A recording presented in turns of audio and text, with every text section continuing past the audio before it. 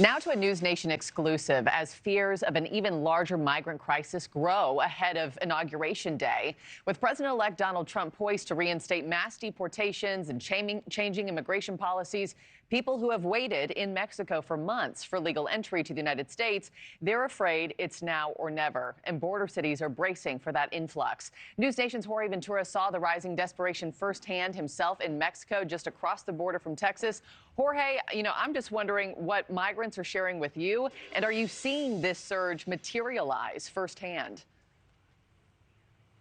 Yeah, so Markie, we've been hearing about this potential migrant surge ahead of January's inauguration. So our NewsNation team did travel to Mexico to Piedras Negras to get that firsthand look at this developing situation. And migrants say they are more desperate than ever to cross now.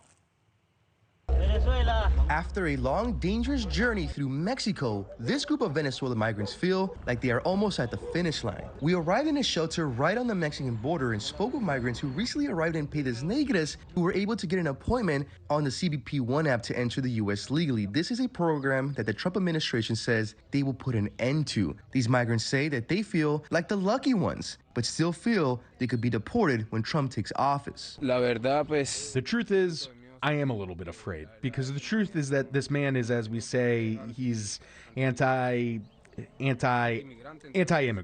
So the truth is that he scares me a little bit, but we're going with everything, with the faith of God alone. Do you fear you could be deported by Donald Trump? Yes.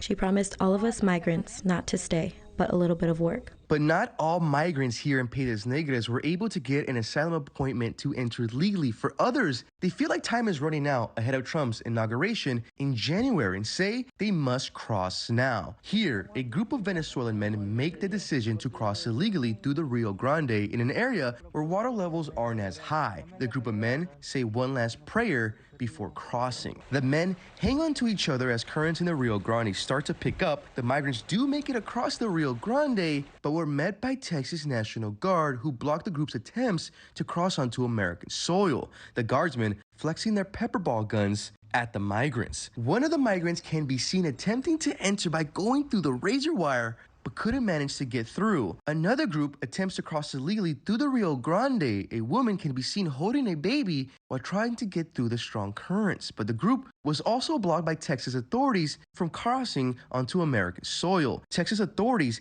doubling down on Operation Lone Star to manage the migrant surge. Here, another group of migrants is blocked from entering as a Texas National Guardsman aims his pepper ball gun at the migrants. Scenes like this on the border are expected to continue until Trump's inauguration in January.